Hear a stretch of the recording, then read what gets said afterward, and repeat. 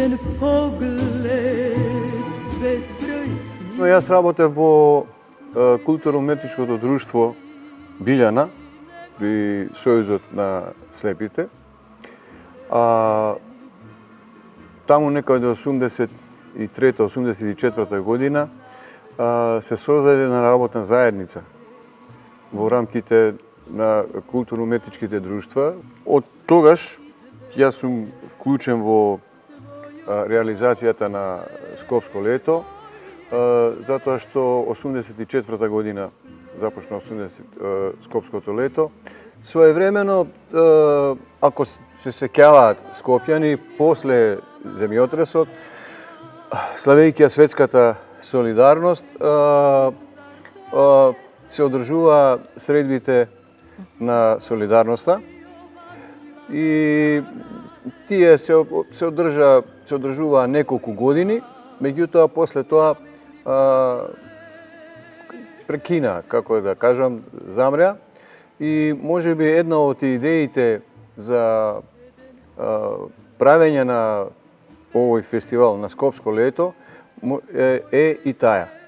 И затоа ги вклучуваме се повеќе, се обидуваме да вклучуваме и странски држави. Скопско лето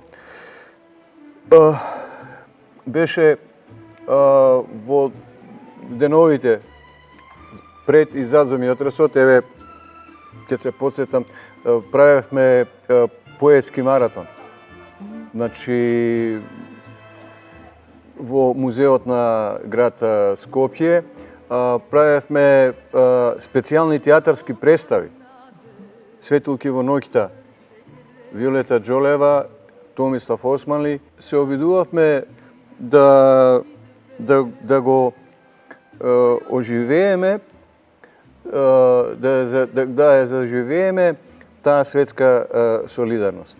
Знаете, фестивалот започна таму 80-тите години, 84-та година, со идеја за надминување на тој еден така наречен мртов период, мртва сезона во текот на летните месеци, кога професионалните ансамбли,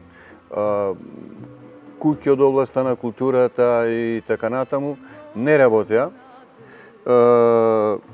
И првичната идеја беше да со концерти на културно-уметничките друштва на кеот на реката Вардар, покрај камениот мост, да се збогати тој културен живот, а и од друга страна да се и стимулира творештвото.